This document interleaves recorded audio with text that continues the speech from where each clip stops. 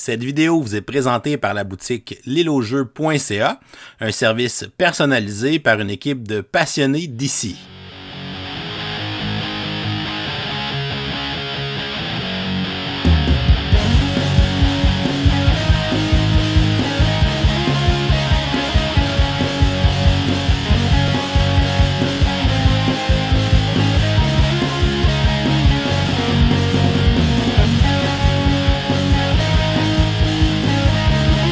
Bonjour chers amis joueurs, ici LP, bienvenue à ce nouvel épisode de Kickstarter 101 Hornet dans lequel je te présente sans plus tarder le jeu Massive Darkness 2 Hellscape. C'est la suite donc évidemment du jeu Massive Darkness 1 de Simon. C'est un jeu de type exploration de donjons, un bon vieux dungeon crawl qui va se jouer de 1 à 6 joueurs. C'est un jeu qui est 100% coopératif. C'est donc la nouvelle itération de Massive Darkness que j'avais beaucoup aimé, mais qui s'était un petit peu effacé avec le temps, surtout étant donné que le mode de campagne était relativement faible. Je l'avais trouvé intéressant de prime abord, mais plus je jouais dedans, plus je le trouvais faible, même si le jeu restait bien et intéressant. C'est un dungeon crawl, somme toute assez classique. Est-ce que Massive Darkness 2 est plus intéressant, moins intéressant? C'est ce que nous tenterons de voir. Il tente d'être plus intéressant, évidemment.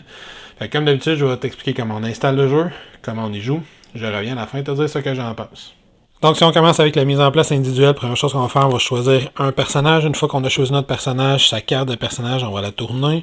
On va la mettre sur ce petit plateau-là de plastique au centre. On va prendre la figurine qui vient avec. On va se prendre une base, une série de couleurs, une couleur, dis-je, dans laquelle il y a une base de plastique qu'on va fixer sur notre personnage. Et on a 3 petits pions de plastique. 2 qui vont fixer notre expérience, qu'on a les dizaines des unités, et 1 qui va nous fixer notre niveau. On a un niveau de départ de 1, évidemment. On va avoir une petite plaquette de carton comme ça qu'on va aller glisser à l'intérieur ici pour le mode de base, le mode non-campagne. On commence au niveau 1. On va avoir une série de trésors à placer, fait qu'on a des petits jetons à placer qui correspondent aux icônes qui sont juste ici. Donc, un jeton de trésor rare, 3 jetons de trésor épique qu'on va placer proche de son plateau de jeu. Dans notre pile d'équipement de départ, on va aller choisir une arme, une armure et une potion de notre choix. On va avoir une valeur de points de vie de mana de départ. On va prendre les jetons qui correspondent. Fait que je commence avec 4 mana et 6 points de vie. Je me garde ça. Moi, j'aime bien les garder directement sur mon plateau de jeu. Et on va aller choisir le matériel spécifique à notre classe. Là, je ne passerai pas nécessairement toute une par une. Je ferai un petit survol tantôt. Dans le cas du paladin, j'ai une espèce de petit plateau de jeu comme ça, sur lequel je vais avoir à placer différents jetons qui correspondent aux auras du paladin. Fait que j'ai l'aura verte, la bleue et l'aura rouge comme ça ici.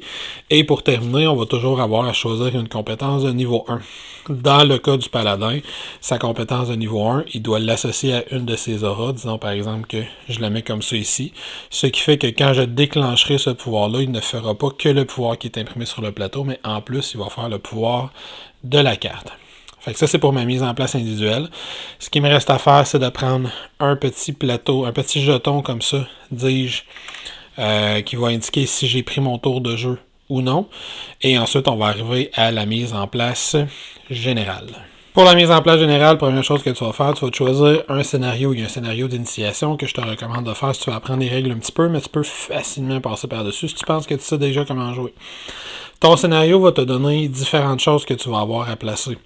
Je peux avoir des portes, je vais avoir différents jetons à aller placer à différents endroits qui représentent différentes choses. Des fois, je vais avoir des monstres qui commencent déjà sur le plateau, qui sont indiqués par ce petit symbole-là ici. Je peux avoir des éléments que je place juste si j'ai un certain nombre de joueurs. Dans ce cas-ci, par exemple, on voit que c'est 3 joueurs ou plus. Ici, c'est à 5 joueurs ou plus que je vais le placer. Fait que plus ces espèces de portails font apparaître des monstres, plus on est de joueurs, plus il va en avoir. Ainsi de suite. Les tuiles sont numérotées, fait que je peux aller chercher les tuiles correspondantes. Elles sont placées dans cet ordre-là, donc 1A, 3A, 5A. Ensuite, tu fais juste organiser la map comme elle est. Et là, ton plateau va être déjà prêt, mais il y a quand même beaucoup de matériel à placer autour. Entre autres, au niveau du matériel, tu vas avoir à séparer les différents paquets de cartes. T'en as énormément dans le jeu-là. Tu as le paquet de cartes portes dans lequel on va piger quand on ouvre des portes. Il y a les paquets de cartes de monstres errants qui sont des gros monstres qui vont sortir de temps en temps. Ces paquets de cartes-là, tu vas les trier entre les niveaux 1, 2, niveau 3, 4 et niveau 5. C'est des grandes cartes comme ça ici. On a les paquets de bandes qui sont des monstres plus communs qu'on va rencontrer plus souvent. On les trie de la même façon, 1, 2, 3, 4 et le niveau 5. Les bandes, quand ils vont apparaître, ils vont arriver avec des objets spécifiques à leur niveau. Donc, on a également 3 paquets de cartes pour les bandes, leurs objets. On a des trésors qu'on peut piger. Fait que les trésors communs, rares et épiques, qui font également référence aux mêmes jetons qu'on a placés à côté de notre petit plateau de jeu. Mis à part nos paquets de cartes, on va avoir nos trésors à placer, un sac de trésors à placer. Il y a une partie bag building dans ce jeu-là. Au début de la partie, on va aller placer tous les jetons qui sont trésors communs, qui est ce petit jeton-là comme ça ici. Et on va aller placer 5 jetons de trésors rares, qui est ce petit jeton-là juste ici. On va aller placer ça dans le sac de trésors, qui est ce sac-là ici. On va brasser ça comme il faut. Et on va mettre ça de côté. Quand on va tuer des monstres, trouver du loot, etc., bien, on va avoir à aller piger dans ce sac-là. Quand ça c'est prêt, ben, sur le côté du plateau, on va garder tous les jetons qui sont importants pour la partie. Fait que les différents jetons de trésor, les jetons d'apparition des monstres, on peut avoir des jetons de froid et de feu. Il y a les jetons de trésor évidemment, puis il peut y avoir certains scénarios qui vont me demander d'utiliser d'autres jetons. Sur le côté du plateau, on va également se faire une zone avec notre piste de menace, où on va avoir un petit plateau comme ça ici. On va se placer le jeton sur la première case de ce plateau-là. Les autres choses qu'on va avoir à se garder proche, évidemment, c'est un jeu de Dungeon Crawl, fait qu'on va avoir une batterie de dés à se garder pas très loin. On va avoir les cartes du deck de Fléau de l'Ombre qu'on va se garder aussi pas très loin. On va avoir nos jetons de vie et nos jetons de mana qu'on peut se garder proche de la surface de jeu. Il y a le reste, on va pouvoir le serrer. Ce qui est sur la map de départ en partant, on va déjà tout le voir. Fait que s'il y a des pièges, des monuments, des hôtels, etc., on va déjà tout le voir en partant. Fait qu'une fois qu'on a fait cette mise en place-là, ben là, on va être prêt à commencer à jouer. Maintenant, comment fait-on pour gagner une partie de Massive Darkness? Mais on regarde dans notre livre de quête et on regarde quel est l'objectif qu'on doit se fixer. Dans ce cas-ci, l'objectif, c'est de trouver un parchemin et ensuite de détruire la faille qu'il y a dans le donjon grâce à ce parchemin. C'est une partie d'initiation. Le scénario va nous indiquer quel jeton correspond à quel objectif. Dans ce cas-ci, on me dit que le jeton parchemin, c'est mon jeton d'objectif. Ça, c'est des jetons d'objectif. On me dit donc que c'est le jeton d'objectif coloré. Donc, celui-là, ici. On me dit aussi que la faille, c'est le jeton d'objectif gris. C'est le même jeton coloré, mais il est de l'autre côté. Donc, on doit ramasser le pion objectif, le traîner dans notre équipement, aller le déposer sur la faille. On gagne la partie si on réussit à faire ça. C'est un scénario extrêmement court, il prend genre 20 minutes à faire. C'est un scénario d'introduction. Comment on fait pour perdre? Mais on va aller regarder, on a combien de jetons de porteurs de vie. Ce sont ces jetons-là. Ça dépend du nombre de joueurs. Dans une partie à 1 ou à 2 joueurs, on en a 1, 3 joueurs, on en a 2, 4 joueurs, on en a 3. Ces pions-là, dans le fond, la façon que ça fonctionne, c'est si pendant un tour de jeu, il y a un joueur qui a été mis KO, il a perdu son dernier point de vie, il va coucher sa figurine, on va finir le tour de jeu. Au début du tour suivant, on va relever tous les personnages qui sont KO, mais on va dépenser un jeton porteur de vie pour chaque joueur qui a été relevé. Les jetons porteurs de vie, une fois qu'ils ont été dépensés, vont donner un bonus qui est cumulatif à tous les joueurs jusqu'à la fin de la partie.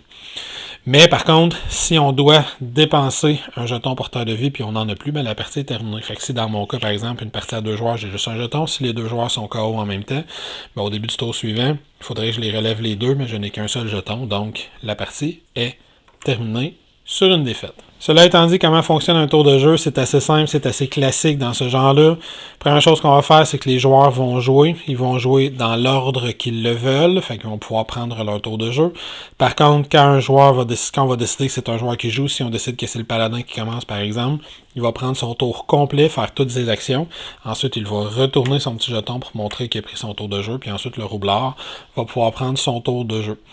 Quand tous les joueurs vont avoir joué, il va y avoir une phase des ennemis. Les ennemis qui sont sur le plateau vont s'activer, ils vont se déplacer, ils vont tenter d'attaquer les héros.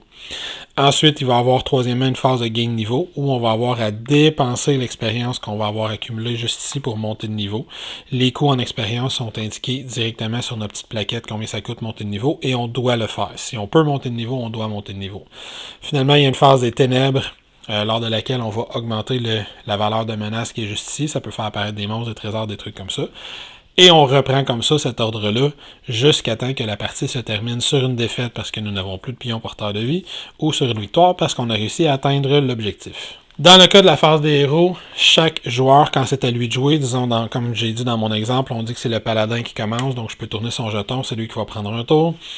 Chaque joueur va avoir 3 actions. Les actions, on va pouvoir les diviser entre 5 actions spéciales, 5 actions particulières, devrais-je dire, et on peut répéter la même action plus qu'une fois. Fait que mon premier choix d'action, c'est de me déplacer, ou plutôt de transformer mon action en point de déplacement.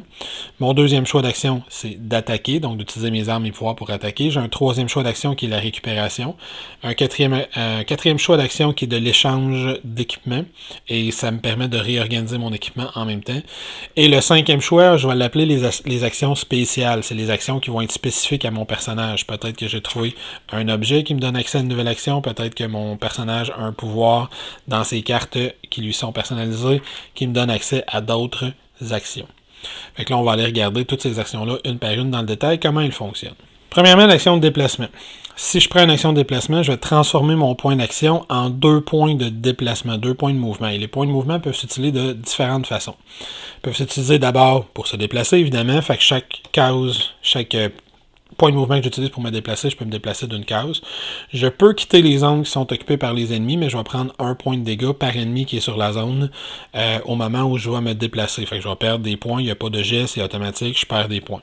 Puis quand je dis par ennemi, c'est par carte d'ennemi. Donc si par exemple il y a une bande qui est révélée, il y a des anges déchus. Dans ce cas-ci, par exemple, peut-être que je pourrais avoir 3 anges déçus qui sont juste là, mais comme c'est une carte, c'est un ennemi. Fait que si je quitte cet endroit-là, je vais perdre 1 point de vie. Si j'avais un autre groupe d'ennemis ou un autre monstre errant, par exemple, ben peut-être que je pourrais perdre 2-3 points de vie en passant par là. Mais dans mon exemple, je n'en perdrai que 1. Fait qu'une case, 1 point de déplacement. La deuxième chose que je peux faire, par contre, avec des points de déplacement, c'est d'ouvrir des portes.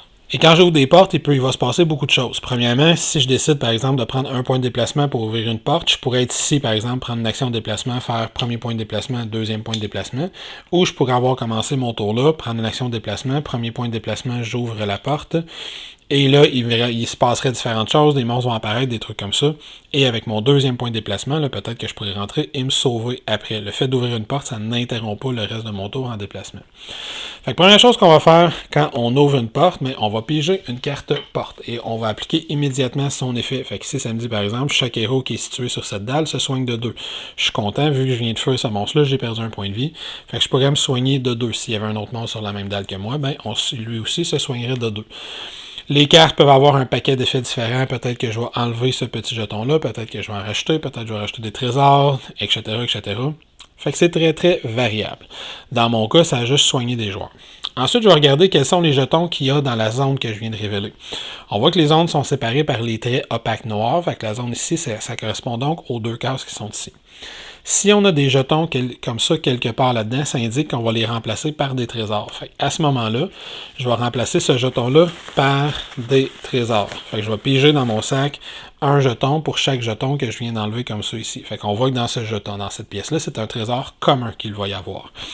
Je précise que cette quantité de jetons-là va être en fonction du nombre de joueurs. Comme je joue une partie à 1 ou à 2 joueurs, il y avait juste un jeton dans la salle. Si je jouais une partie à 3 ou 4 joueurs, il y en aurait eu 2. 5-6 joueurs, il y en aurait eu 3. Fait que ce nombre de jetons-là va se moduler en fonction du nombre de joueurs. Deuxième chose que je vais faire, c'est regarder s'il y a des jetons noirs comme ça ici. Ça l'indique qu'il y a des bandes dans cette zone-là. Fait que quand j'ouvre la porte, on va révéler la bande. Fait que je vais défausser ce jeton-là. Je vais aller piger justement la première carte du paquet. Dans mon cas, on l'a vu, je l'avais déjà placé, c'était les anges déçus. Fait que si le plateau il avait été vide, je les aurais placés juste ici. Il n'y a qu'une carte par type dans chacun des paquets. Fait que ça aurait été impossible pour moi de piger la carte Ange déchu s'ils avaient déjà eu sur le plateau. Parce que dans le paquet de niveau 1 et 2, il n'y a qu'une seule carte Ange déchu. Mais là, dans mon cas, j'ai donc pigé des anges déchus. Je vois qu'ils ont 2 points de vie chacun. Je vois qu'il y a un trésor sur l'ange déchu. Fait que, comme je l'ai fait tantôt, je vais aller piger dans mon sac trésor. J'en pige un au hasard et je vais aller le placer. Quand nous tuerons cet ange déchu, nous gagnerons un trésor commun. L'ange déchu va également avoir un objet. C'est ça qui va déterminer comment il va attaquer. Comme je suis de niveau 1 ou 2, ben mon ange déchu, on va lui piger une carte de 1 ou 2. Fait qu'on voit qu'il a un bâton des ténèbres. Ça va fixer son type d'attaque. Ça, c'est une attaque magique. On va revenir dans le détail quand je vais expliquer les attaques des joueurs. Et c'est un objet que nous pourrons lui dérober quand nous le vaincrons. Fait que lui, maintenant, je sais qu'il a 2 dés bleus de défense, il a 2 dés jaunes d'attaque, et son attaque est de type magique. Fait que ça, on va donc placer cette carte-là sur le bord du plateau. Chaque groupe, chaque bande que je fais apparaître va avoir un leader. Le leader, c'est celui qu'on va voir à gauche sur sa carte. Fait qu'avec sa grande tablette comme ça ici, c'est mon leader. Fait que lui va s'en aller avec le petit groupe qui est juste ici. Le leader va avoir avec lui un certain nombre de sbires. Son nombre de soldats qu'il va avoir dans sa troupe est égal au nombre de joueurs. Fait que comme je suis une partie à 2 joueurs, on voit que j'ai sorti 2 anges déchus et ça complète ma bande qui vient d'apparaître. Si on avait été 3 joueurs, il y aurait eu un leader, 3 sbires, 4 joueurs, un leader, 4 sbires et ainsi de suite. Le trésor aurait été le même, le nombre de points de vie par monstre aurait été le même, j'aurais pigé la même carte d'objet, mais il y aurait juste eu plus de monstres dans ce groupe d'ennemis-là. Cet ennemi-là est considéré comme étant un seul ennemi, il va toujours se déplacer ensemble, il n'y a aucun moyen de les diviser pour que ces figurines-là se ramassent sur différentes cases à un certain moment. En plus de se déplacer avec ses points de mouvement et d'ouvrir des portes, je rappelle qu'ouvrir une porte coûte également un seul point de mouvement. Fait que lui, avec son deuxième point de mouvement, il aurait pu quitter ou rentrer pour aller tapocher dessus avec d'autres actions d'attaque. L'autre chose qu'on peut faire avec nos points de mouvement, c'est d'interagir avec des éléments de décor. Fait que disons par exemple, si je prends le roublard qui est juste ici, je pourrais dire il prend un point de déplacement pour s'en aller là, puis son deuxième point de déplacement avec sa première action, il s'en va juste ici. Il reste donc 2 actions. Il prend une deuxième action et il la transforme également en point de déplacement. Là, comme cette salle-là avait déjà été révélée, le fait d'ouvrir l'autre porte, ça ne révèle rien de nouveau dans cette salle-là. Fait qu'il prend un premier point de déplacement. Et là, il décide qu'il interagit avec son deuxième point de déplacement avec un élément de décor. Si on interagit avec des éléments de trésor comme ça ici, ben on va tout simplement piger un trésor du paquet correspondant. Fait que le roublard pigerait dans la carte d'objet commun, pigerait une étoile du matin. C'est une arme à une main qui lance un dégent orange, fait qu'il pourrait l'équiper immédiatement en remplaçant l'une de ses cartes au besoin s'il le veut, ou il pourrait la donner à un joueur qui est dans la même case que lui, mais là c'est pas le cas, fait que là il pourrait par exemple s'équiper de cette étoile du matin là. Une fois que c'est fait, ben ce jeton-là, on l'enlève, mais on le remet dans le sac, fait qu'il va rester dans le sac. L'autre chose qu'on va pouvoir faire également, c'est d'interagir avec différents éléments de décor. Fait que là, on va aller voir les autres éléments de décor, tous les éléments de décor qu'on peut avoir, qu'est-ce qu'ils peuvent faire. Il y a grosso modo 3 éléments de décor avec lesquels les joueurs vont pouvoir interagir. Les coffres, si on interagit avec un coffre, c'est toujours un point de mouvement pour interagir avec un objet. On va le retourner, puis on va gagner les trésors qui sont ici. Fait qu'ici, j'ai pigé 2 cartes de trésors communs. Il peut y avoir des fois des trésors rares avec d'autres types de coffres. Il peut être une plus grande quantité de trésors également. Ça, c'est pour les trésors. L'autre objet qu'on peut identifier, avec lequel on peut interagir, des fois, ce sont des fontaines.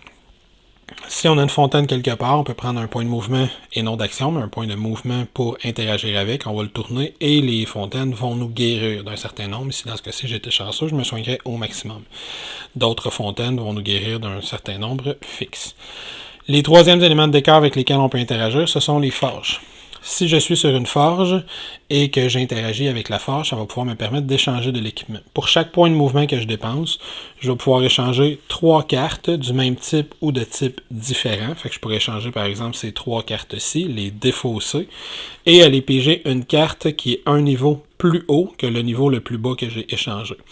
Dans mon cas, par exemple, le niveau le plus bas que j'ai échangé, c'est commun. Fait que je pourrais défausser ces 3 cartes-là pour aller piger un trésor rare qui est un niveau plus haut que celui que j'ai échangé. Si j'avais eu 3 cartes communes, ça aurait fait la même chose. J'aurais été vers le rare. Je pourrais échanger 3 rares ou 3 rares ou plus pour des épiques.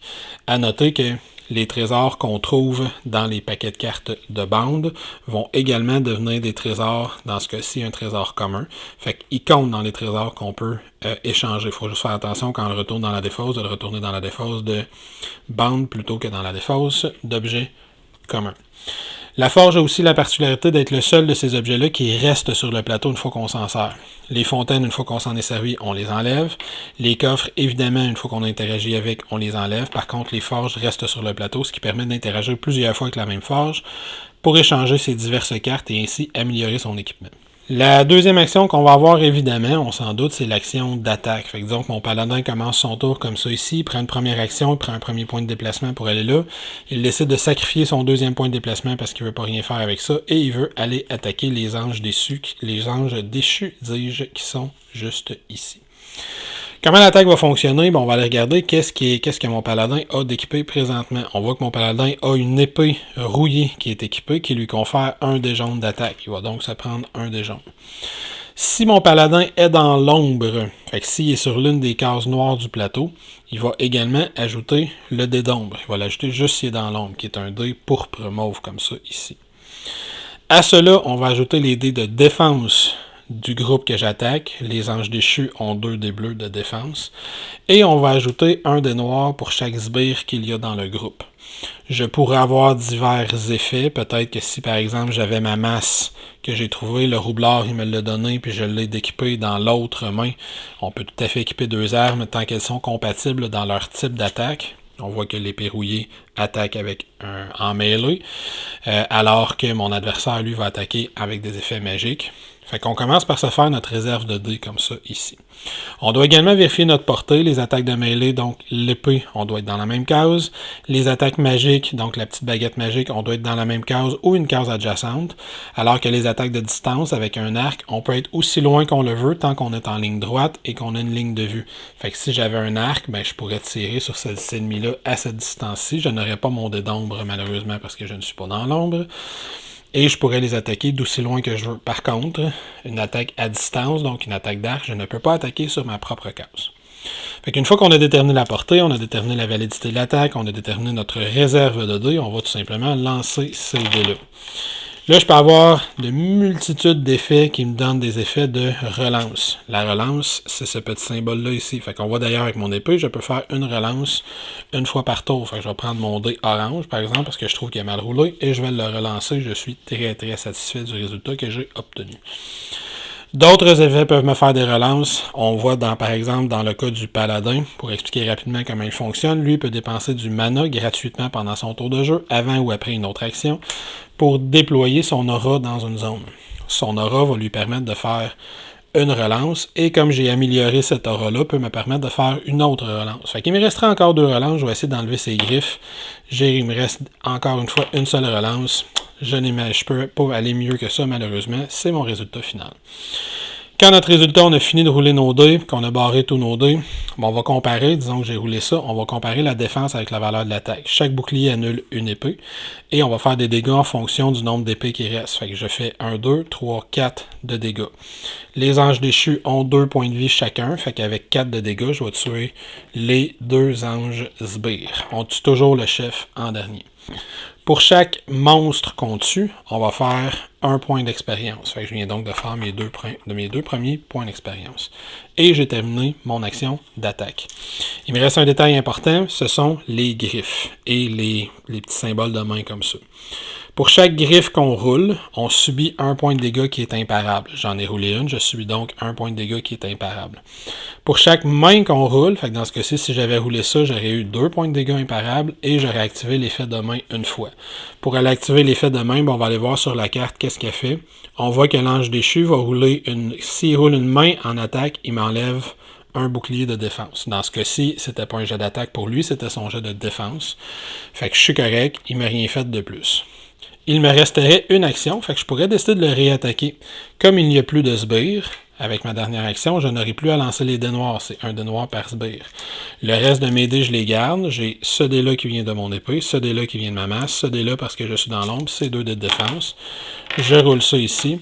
J'ai encore une fois mes 3 relances parce que c'est un nouveau combat.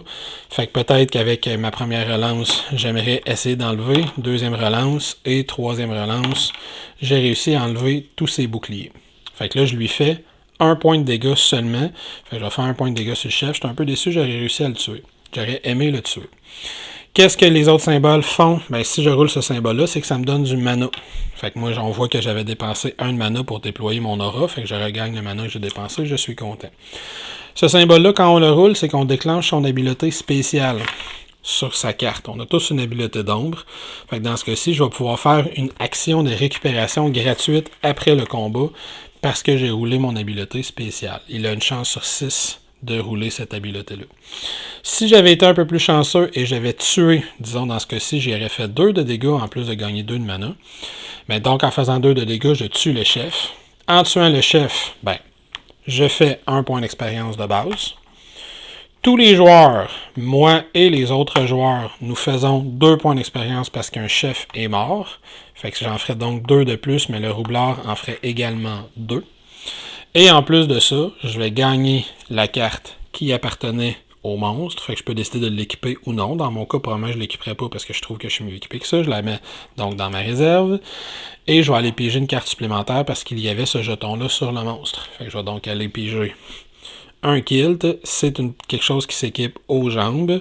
Fait que je peux le mettre juste ici sur mes jambes. On voit que pendant un combat, je vais pouvoir dépenser 1 de mana pour faire 2 relances supplémentaires. Le jeton que j'avais mis sur la carte du monstre, je le remets dans le sac de trésor. Nous le repigerons plus tard. La carte du monstre est défaussée. Je peux donc enlever le dernier jeton du monstre. Et ça met fin à mon action d'attaque. Dernier détail sur le combat, il est impossible dans un jet d'attaque ou dans un jet de défense, mais dans un jet de combat en fait, d'avoir plus de 3D d'attaque de la même couleur. Fait que je peux pas avoir plus que 3D orange ou que 3D jaune. Par contre, je pourrais très bien avoir 6D d'attaque, 3 orange et 3 jaune. Ou d'avoir plus de 5D de défense bleue. Fait que ça, c'est le maximum de dés d'attaque qu'on va pouvoir lancer.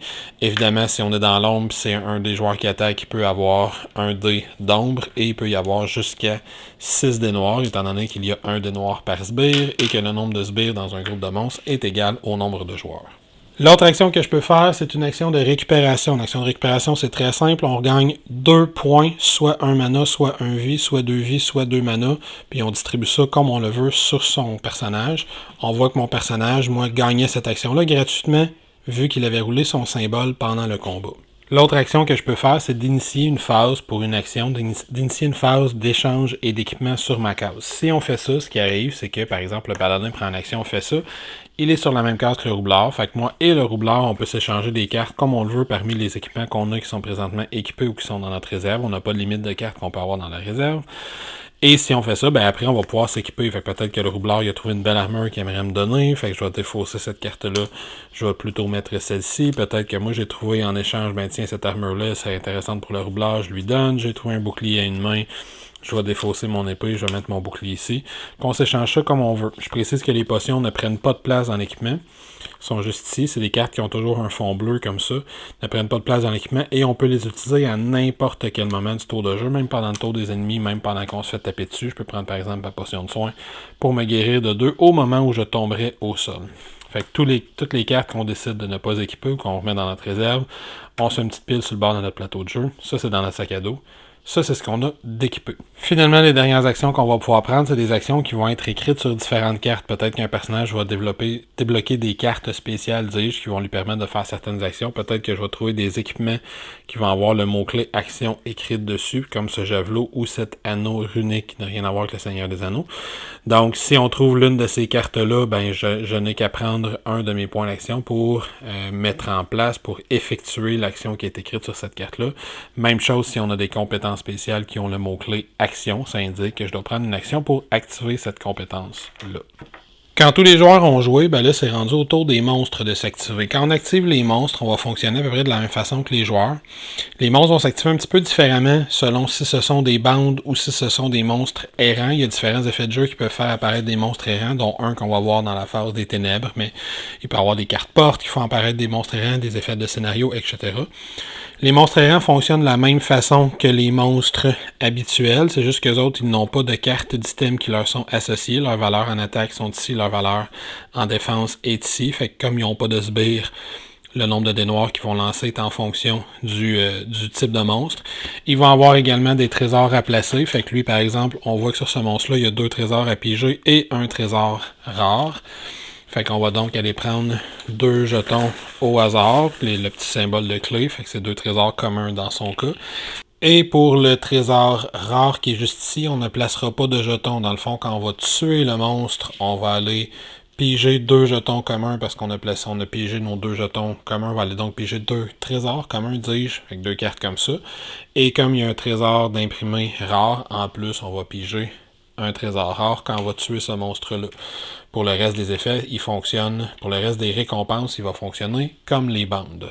Donc, cela étant dit, comment on active ces monstres-là? Ben, disons que je commence par la bande. C'est une bande dans laquelle il ne reste qu'un des 2 sbires. Un a été tué précédemment dans un tour de jeu. Fait que c'est quand il va s'activer, chaque bande va avoir 2 actions.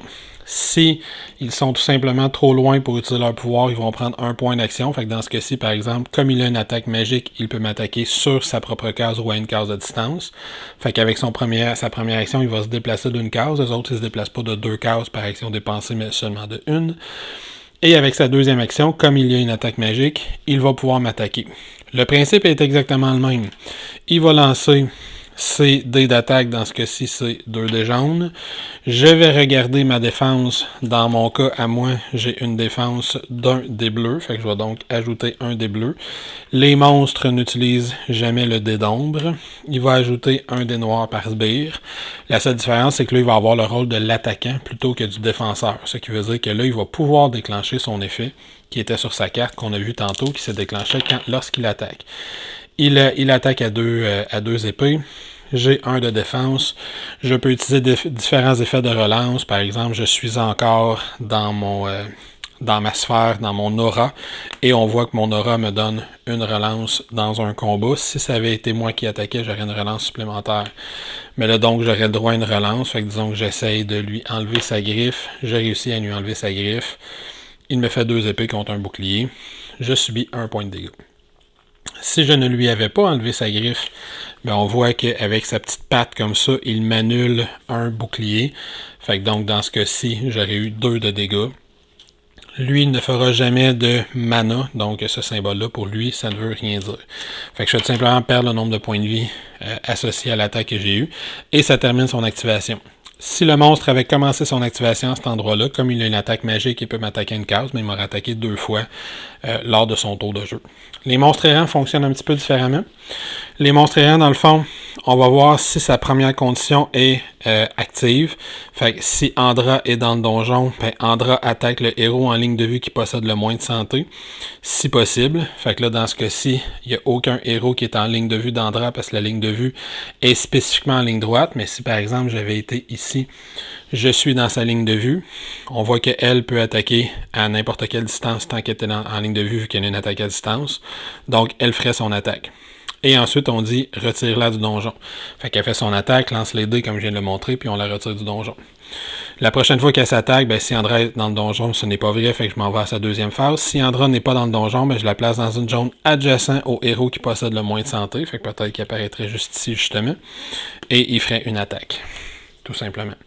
Fait que les monstres errants vont s'activer comme ça. S'il n'y a aucune des deux conditions qui est vraie, disons par exemple qu'elle était ici, mais là, elle n'est pas en ligne de vue d'aucun des deux monstres. Première condition, est-ce qu'elle est dans le donjon? Oui, mais pas en ligne de vue d'aucun des monstres. Deuxième condition, il ne faut pas qu'elle soit dans le donjon. Elle est dans le donjon, ça ne marche pas. Fait qu'on va l'activer comme un monstre normal, donc 2 actions. Fait que première action, deuxième action, elle peut attaquer parce que maintenant elle est en ligne de vue. Sauf qu'elle ne disparaîtra pas du donjon parce que c'est une activation de base. Fait que les monstres errants, on regarde. Est-ce qu'il peut faire le premier? S'il peut pas, il fait le deuxième. S'il peut pas, il fait 2 actions normales, comme si c'était une bande. Quand on a fini d'activer tous les monstres et toutes les bandes qui sont sur le plateau de jeu, ben la phase d'activation des ennemis est terminée. Troisième phase de jeu, on va avoir la phase de gain de niveau. Disons que je suis à 7 points d'expérience à la fin d'un round. Quand, dans la phase de gain de niveau, on peut dépenser de l'expérience pour monter de niveau, on voit que passer au niveau 2, ça me coûte 5 points d'expérience, on doit le faire. Donc ici, je dépenserais 5 points d'expérience, donc je retombe à 2, je tombe au niveau 2. On voit qu'au niveau 2, mon nombre de points de vie maximum va monter de 1. Fait que je monte mon niveau de points de vie maximum, je suis rendu avec une limite de 7. On voit qu'au prochain niveau, ben, mon point de vie maximum va rester à plus 1, mais je vais gagner en plus un mana supplémentaire, ainsi de suite. En plus de ça, le trésor qui est associé à ce niveau-là, on va le prendre et on va le jeter dans le sac de trésors. Fait qu'on a plus de chances de piger des trésors rares. Puis à partir du niveau 3, on va commencer à rajouter des trésors épiques. Et finalement, pour compléter notre niveau, on va aller choisir une nouvelle carte de compétence. Je commence à avoir accès aux cartes de compétence de niveau 2. Fait qu'on voit que je pourrais prendre la sanctification répétée ou la protection divine. Disons que je prends la sanctification répétée. Ou je pourrais tout à fait prendre une nouvelle carte de niveau 1 que je n'ai pas encore pris. Pourquoi je voudrais prendre une carte de niveau 1? Mais c'est parce qu'on voit qu'à partir du niveau 3, mes cartes, ce sont des suites. Fait que pour pouvoir prendre bannissement 2 quand je vais arriver au niveau 3, j'aurais eu à prendre précédemment bannissement 1. Fait que peut-être que présentement, je voudrais prendre bannissement 1. Je vais l'associer à une de mes sphères. Je pourrais l'associer à la même ou à une différente. Et là, quand je vais arriver au niveau 3, ben là, j'aurai le choix soit de prendre bravoure numéro 2, soit de prendre bannissement numéro 2, soit de prendre une des 3 niveau 1 que je n'ai pas encore pris. Puis là, on va continuer comme ça. Puis la prochaine fois, ça va me prendre 10 points d'expérience. Donc, j'en ai déjà 2 sur les 10 qui sont accumulés pour atteindre le niveau 3. Dans la dernière phase de jeu d'un tour de jeu, on va avancer cette espèce de petit pion de menace ici. Quand on va l'avancer sur ce plateau-là, on voit qu'il va éventuellement frapper différents symboles. Quand il frappe ce symbole-ci, c'est comme ça qu'on va générer des monstres errants. quand ils frappent des symboles de trésor, on ajoute des trésors dans le sac. Fait qu'on prend les pions correspondants puis on les ajoute dans le sac, plus de chances de les obtenir. Et quand on ajoute ce symbole-là, c'est le même que le petit jeton qu'on avait sur le plateau de jeu au début de la partie. Ça va donc générer des bandes normales. Quand on génère, je l'ai déjà dit, dans le cas d'un monstre errant, on fait simplement piger la première carte du deck, on va chercher la figurine correspondante, puis on va le mettre sur le jeton de génération de portail, qui est ce jeton-là qu'on va placer sur le plateau. Parfois, quand on joue à 3 ou à 5 joueurs, il va y avoir davantage de jetons sur le plateau.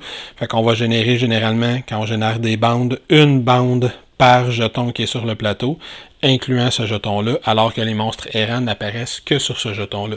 Il va y avoir des jetons verts, des jetons mauves. Fait que les bandes, c'est sur tous les jetons. Les monstres errants, c'est juste sur le jeton mauve. Qu'on génère lorsqu'ils vont en avoir. Fait qu'on voit qu'à tous les 2 tours de jeu, il y a des monstres qui vont apparaître. Une fois sur 2, ça va être un monstre errant. Une fois sur 2, ça va être un monstre régulier, une bande. Quand on arrive au bout du tour de jeu, au bout de la piste, qu'on est censé avancer, on va le tourner. Puis là, cette fois-ci, il n'y aura plus de trésor qui va arriver, mais à tous les 2 tours de jeu, il y a un monstre qui va apparaître. Une bande, un monstre errant, puis on va continuer comme ça ici, pour mettre continuellement de la pression sur les joueurs. Quelques petites précisions pour terminer, juste quelques petits détails. Les monstres errants, je ne l'avais pas dit encore, mais on voit que eux, leur nombre de points de vie dépend du nombre de héros dans une partie à 2 joueurs, donc il y aurait 10 points de vie. Si on jouait à 6 joueurs, ils en auraient 30. Ça, c'est la première petite précision. Deuxième petite précision, c'est le niveau du donjon.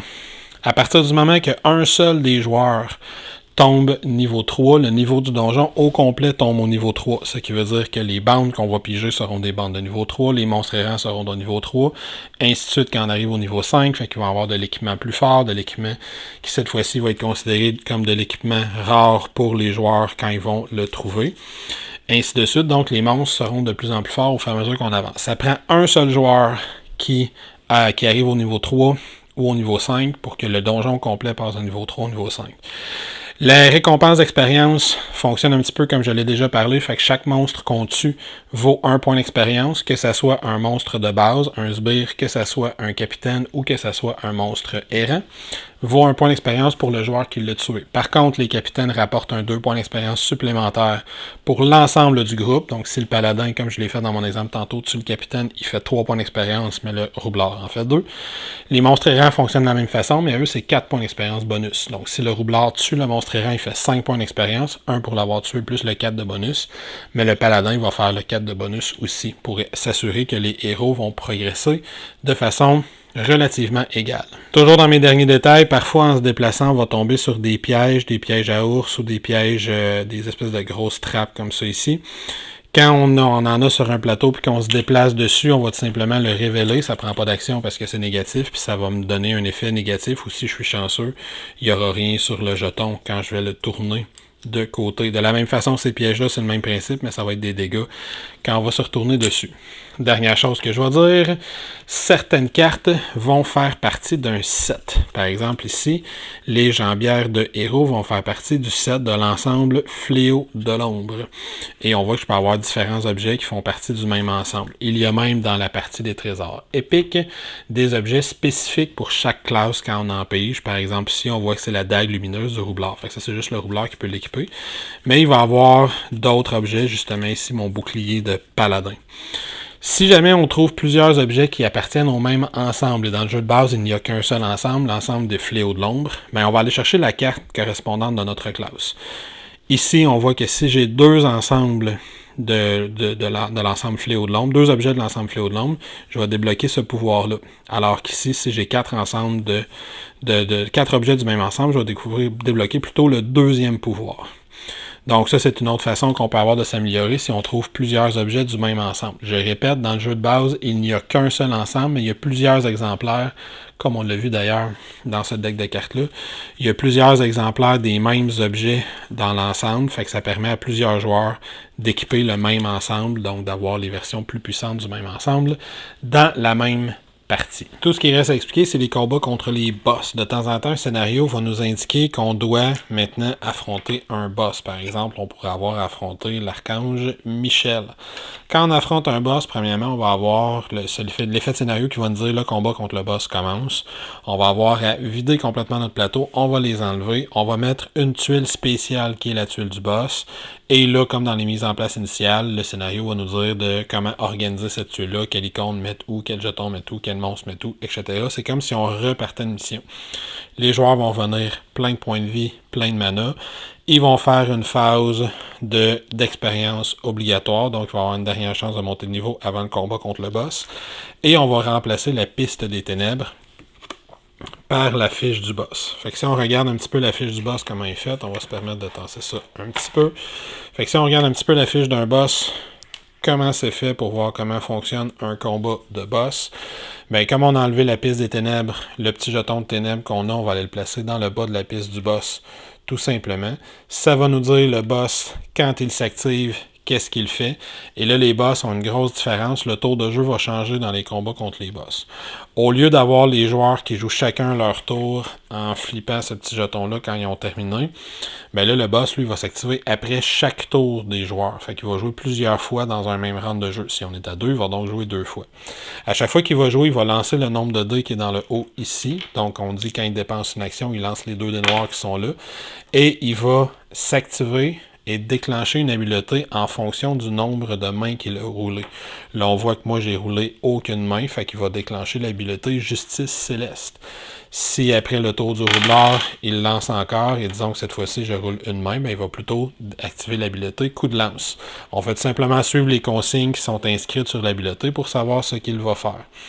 À la fin d'un round de jeu, ben, il va avancer le petit jeton ici et ça va modifier ses caractéristiques. On voit qu'il lance un dé noir de plus à partir du deuxième round de jeu qu'on combat donc contre le boss, fait qu'il y a plus de chances d'obtenir ses habiletés, puis éventuellement il va avoir plus de jetons de sa couleur.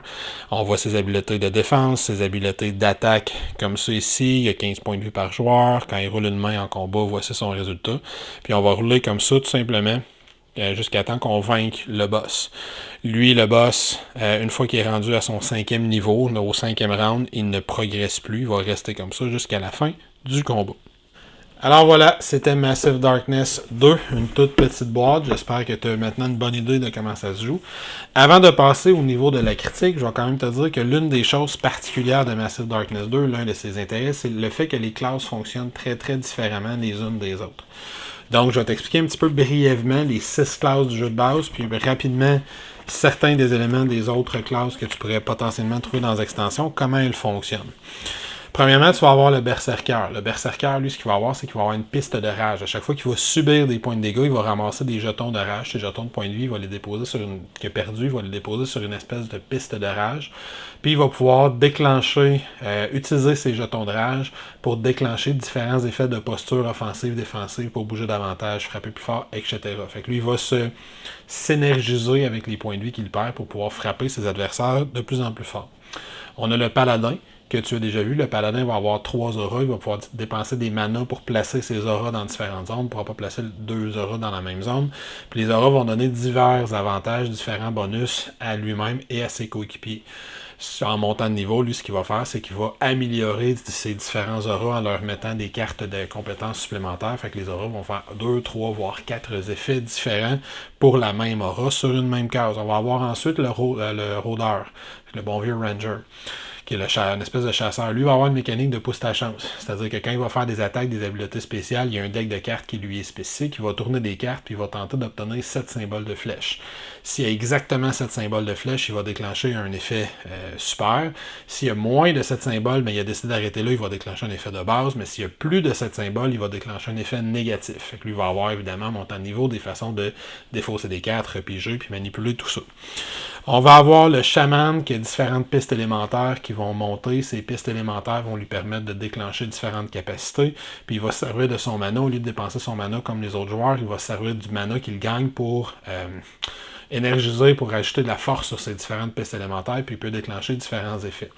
On va avoir toujours dans les classes de base le magicien. Le magicien, lui, va avoir une espèce de grande sphère sur laquelle il y a 4 sorts.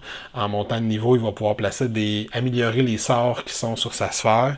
Puis lui, sa sphère, il y a une espèce de petite roulette qui va changer de sort. Chaque fois qu'il invoque un sort, sa roulette va avancer dessus, puis il va pouvoir payer du mana pour sauter par-dessus certaines cases pour réactiver certains sorts plus souvent. Donc, il doit manipuler ça. Et finalement, on va avoir le rôdeur qui a son propre petit sac à lui, qui ressemble, soit dit en passant, juste à ceci. Fait que le rôdeur, lui, fait du bag building. Fait que lui, il va avoir des jetons de compétences à l'intérieur de son sac, il va piger des jetons, ça va lui donner des bonus s'il fait différentes actions, ça va déterminer le nombre d'actions qu'il fait ici, puis en montant de niveau, il va pouvoir améliorer les jetons qui sont dans son sac, en mettre davantage, potentiellement faire plus d'actions, puis plus d'effets par tour. Dans certaines des classes d'extension, je ne les ai pas encore toutes essayées, mais on a le druide qui va pouvoir se métamorphoser en différents animaux, puis il y a différentes pistes qu'il va pouvoir activer selon sous quelle forme il se trouve. On a l'ingénieur qui va pouvoir créer des mecs, des robots, puis lui-même se créer une espèce de grosse armure mécanisée. Il va avoir le nécromancien qui va avoir une piste d'armes, et à chaque fois qu'il y a des monstres qui vont mourir, il va gagner des armes, puis il va pouvoir dépenser des armes pour ramener des monstres à la vie, ramener des monstres errants, des chefs de bande, contrôler des squelettes, puis les envoyer contre ses ennemis. Évidemment, qu'est-ce qu'on a d'autre? On a le bard qui a une piste musicale. Il va tenter de mettre des notes aux bonnes places puis d'activer certaines chansons qu'il va avoir qui vont donner des bénéfices à ses alliés. On va avoir il me manque le moine qui va avoir des cartes de chakra. Il va ramasser des jetons par rapport à ça puis il va pouvoir les dépenser pour utiliser différents effets de ses cartes. Je pense que j'ai fait le tour, j'ai l'impression qu'il m'en manque un, mais il y a différents effets selon les personnages qu'on a qui vont pouvoir aider beaucoup à la variété qu'il va y avoir d'une partie à l'autre. Fait que les personnages vont vraiment fonctionner de façon très différente. Et on a quand même une compatibilité avec les personnages qui existaient dans les versions d'avant. Fait que tous les personnages de Massive Darkness 1, et même si on achète un certain pack, tous les personnages de Zombicide, Green Horde et Black Plague peuvent être compatibles avec les personnages qu'il y a avec les classes qu'il y a dans Massive Darkness 2. Donc, au niveau de la critique, commençons par les composantes. Il y a une affaire qui me déplaît dans les composantes, je vais y revenir dans 2 secondes. Pour le reste, tout est solide, les dés. C'est très bien. Les plateaux de plastique qui servent aux différents personnages, c'est dans les meilleurs qu'ils ont fait jusqu'à maintenant. C'est super clair. Ils ont pensé à faire une espèce de petit rebord qui fait que les cartes glissent très bien pour sortir de là. Très pratique pour quelqu'un comme moi. Les figurines, ben là... c'est du Simon et c'est du Simon qui s'est surpassé. Les figurines, on est dans une thématique d'ange déchu. Les figurines sont vraiment très très très solides. Par contre, elles sont vraiment très très très pointues. Moi, je suis du genre à tout enlever les figurines de tous les inserts, mettre ça dans des sacs puis serrer ça pour que ça prenne le moins d'espace possible, dis-je. Ça a été difficile à faire dans celui-là. Je l'ai fait pareil. Le all-in rentre dans 2 boîtes, mais c'est beaucoup de sacs qui se transpercent de morceaux, puis j'ai pas mal certain que je vais en briser avec le temps, mais ça c'est pas grave, je fais ça avec tous mes jeux. Mais il y a beaucoup d'ailes pointues, d'épées qui dépassent, de lances qui dépassent d'un peu partout. On a bien des morceaux qui sont... Ils ont pas l'air fragiles, là, jusqu'à date j'ai rien qui est brisé, mais j'ai l'impression que ça va briser avec le temps, étant donné la structure particulière, la forme particulière des figurines, mais on a vraiment des figurines très solides. Il y en a quand même beaucoup dans le jeu. Il y a plus de types de monstres que dans le premier Massive Darkness, mais il y a moins de types de monstres errants dans la boîte de base. On a 4 monstres errants, mais on a 8 groupes de monstres, des bandes de monstres. Fait qu'il y a quand même une belle variété d'une partie à l'autre, puis en plus on a 2 boss dans la boîte de base. Fait que ça, il y a une belle variété de monstres, une belle rejouabilité à ces niveaux-là. Au niveau des cartes, même chose, ça a bien été pensé de la façon qu'ils ont séparé toutes ces cartes-là. Par contre, la qualité des cartes, je la trouve très très ordinaire. Un carton pas très épais qui va s'abîmer rapidement. On dirait qu'ils veulent qu'on se livre ça. C'est comme s'ils avaient vendu un paquet de sleeves pour le jeu dans la version Kickstarter du jeu que je n'ai pas acheté. Mais les cartes, je les trouve toutes de mauvaise qualité. Elles se brassent mal si elles ne sont pas slivées. Pour l'instant, mon jeu n'est pas slivé. Mais c'est la seule affaire que je reproche. Les tuiles sont plus claires que dans la première version. Les cartes de compétences sont bien décrites. Quoi qu'il n'y a pas d'illustration dessus, ça aurait été le fun. Les cartes de personnages sont aussi bien décrites. Les icônes, l'iconographie est assez claire dans le jeu. Il y a beaucoup de jetons, beaucoup de types de jetons différents. Mais tout est clair au niveau des composants. Au niveau du livre de règles, c'est un jeu étrangement très simple. Une fois qu'on a compris comment il fonctionne, ça va super bien faire un tour de jeu. Mais le livre de règles, dis-je, trouve le moyen d'avoir beaucoup de trucs qui sont abstraits, qui sont obscurs, qui sont confus, il va avoir certaines règles qui sont pas compatibles les unes avec les autres, ou plutôt un personnage va avoir un pouvoir qu'on se demande dans telle situation comment il va s'appliquer. Le nécromancien, s'il fait tel truc, le paladin, si j'active le paladin par exemple, il y a Il y a 2 auras qui peuvent pas être sur la même case, parfait. Ça me dit que un joueur peut pas être affecté par 2 auras en même temps s'ils sont sur la même case, parce qu'on peut pas avoir 2 auras sur la même case, c'est parfait. Mais le paladin, il y a un pouvoir qui dit qu'un aura peut affecter la case qui est adjacente. Fait que si j'ai 2 auras qui sont dans 2 cases qui sont adjacentes, j'ai-tu le droit? Je peux être affecté par l'aura sur laquelle je suis, puis par l'aura qui est sur la case adjacente si le paladin a ce pouvoir-là. C'est pas précis nulle part. Fait que c'est un jeu que, malgré sa simplicité, tu vas passer quand même un certain temps à aller sur des sites comme Board Game Geek pour trouver des petites clarifications au niveau de certaines règles. Il y a des affaires qui sont pas claires dans quel ordre ça se passe, puis dans comment les pouvoirs vont interagir entre eux. Mais c'est relativement mineur. Fait que ça, c'est pour au niveau des composantes, la clarté des règles, tout ça. C'est généralement positif. Il y a les cartes que j'aime pas, puis il y a le livre de règles qui ont trouvé le moyen de ne pas le faire parfaitement clair sur tous les détails.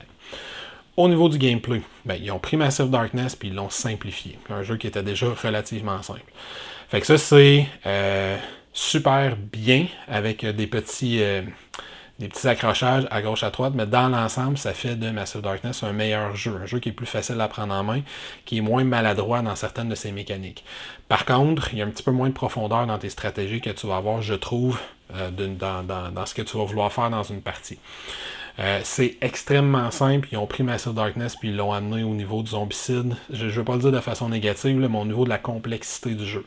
Fait que si tu te cherches un dungeon crawl hyper simple, j'avance, je roule des dés, je tue des monstres, je trouve des trésors, je monte de niveau, je continue à faire ça pendant 1h30, 2 heures de temps, c'est probablement un jeu parfait pour toi. Moi, j'ai eu beaucoup de plaisir à y jouer, mais c'est pas un jeu qui a une très grande profondeur stratégique, on va dire, dans les décisions que tu prends. Par contre, c'est pas nécessairement ça que tu cherches si tu as l'intention d'aller vers Massive Darkness. Je veux avancer, tuer des monstres. Les monstres sont beaucoup plus simples à activer que dans le premier Massive Darkness. Ils ont 2 actions. Déplace-attaque ou attaque-attaque ou déplace-déplace. C'est tout. Les jets d'attaque sont faits exactement de la même façon, que ce soit moi qui attaque le monstre ou que ce soit le monstre qui m'attaque, ça fonctionne de la même façon, c'est super simple à gérer.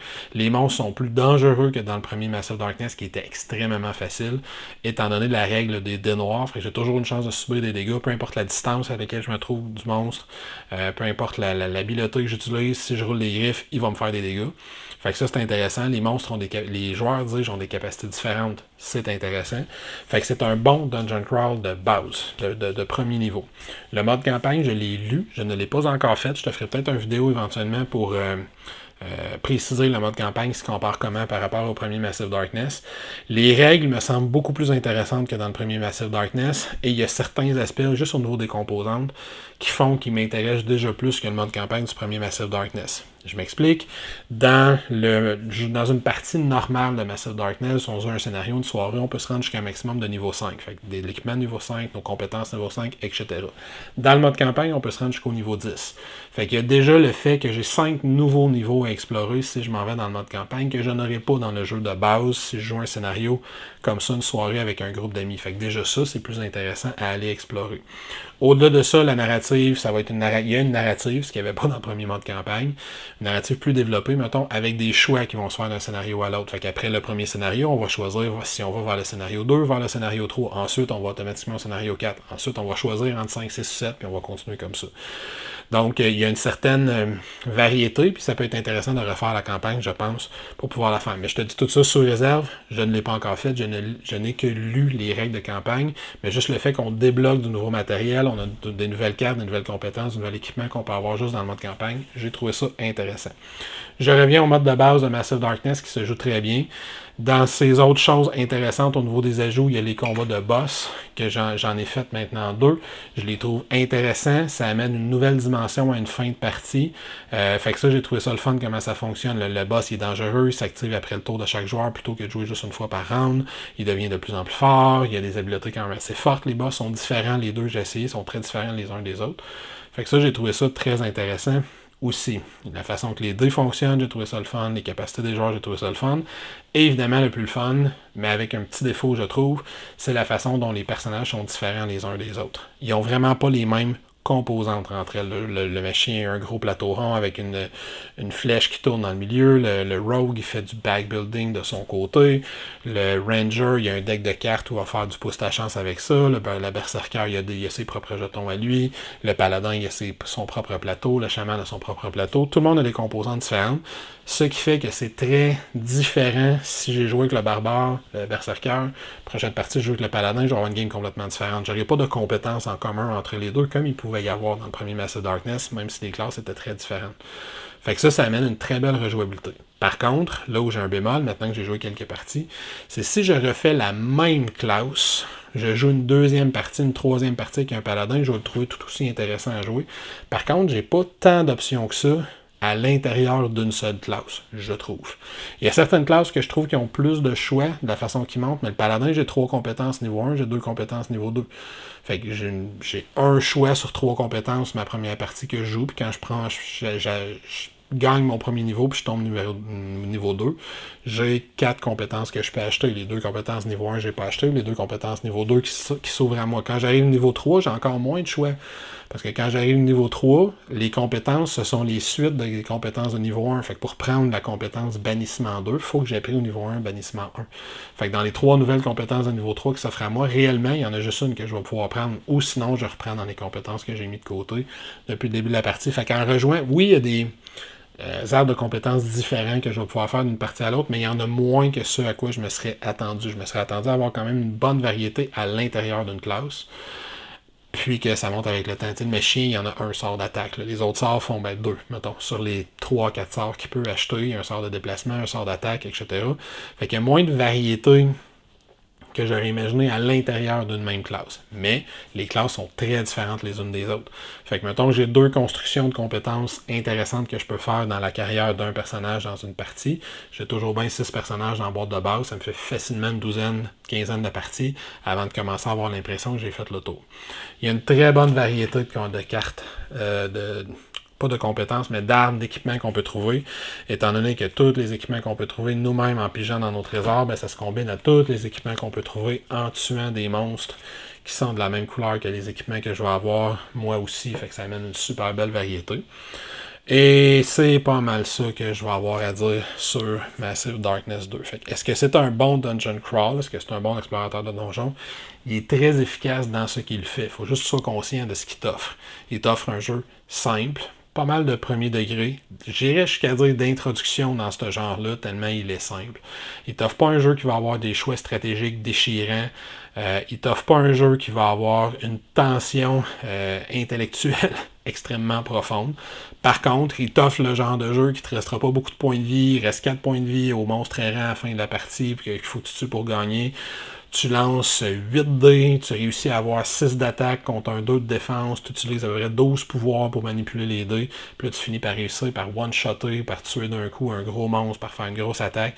C'est ce genre-là qui t'offre. Fait que si t'es un joueur, par exemple, qui tripe sur Zombicide, puis qui aime lancer 12 dés puis tuer 8 zombies d'un coup, c'est un jeu qui est probablement pour toi. Si t'aimes un jeu qui est extrêmement tactique, t'es plus un Too Many Bones, un Old Sworn, ou un Dungeon Crawl qui est très tactique, très serré dans les décisions que tu dois prendre, c'est probablement un petit peu moins ta tasse de thé. C'est un jeu qui se veut, je pense, très simple, très accessible, je sais que je me répète, puis très facile à prendre en main. C'est un jeu que tu vas être capable d'amener des joueurs de jeux vidéo, des gens qui sont pas nécessairement dans le hobby du jeu de société, mais qui aiment ce genre d'univers-là, tuer des monstres, monter de niveau, etc.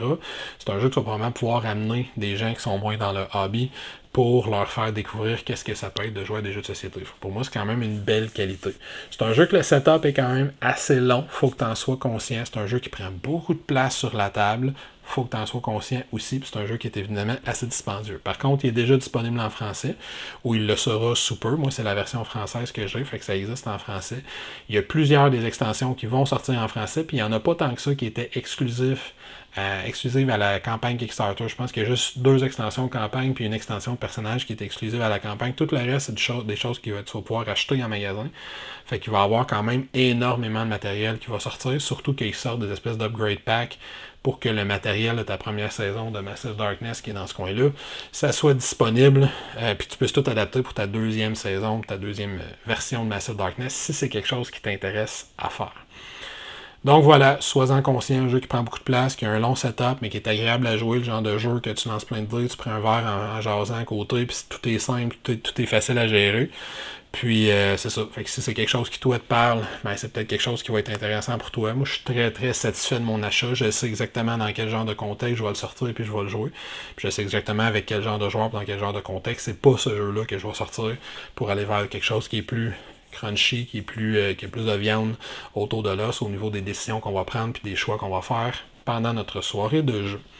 Sur ça, j'espère que ça t'a permis quand même de te faire une idée sur ce qu'était Massive Darkness 2. Si tu connaissais le 1, tu as vu que ça se ressemble sans être tout à fait pareil. C'est pour ça que j'ai refait une vidéo d'explication au complet. Et j'espère que ça pourra t'éclairer dans ta décision de prendre le jeu ou non. Ou si jamais tu t'appelles Miguel, ben j'espère que tu vas simplement avoir apprécié les explications parce que je sais que tu viens de l'acheter. Sur ça, moi je te souhaite une excellente fin de journée. Je vais t'inviter à venir t'abonner à notre chaîne YouTube si ce n'est déjà fait. À venir nous visiter sur Twitter, Facebook, Instagram. Pourquoi pas venir nous supporter sur Patreon pour que l'on continue à te fournir du matériel que l'on espère sincèrement être d'excellente qualité. Sur ça, ciao, à la prochaine. Fais attention à toi.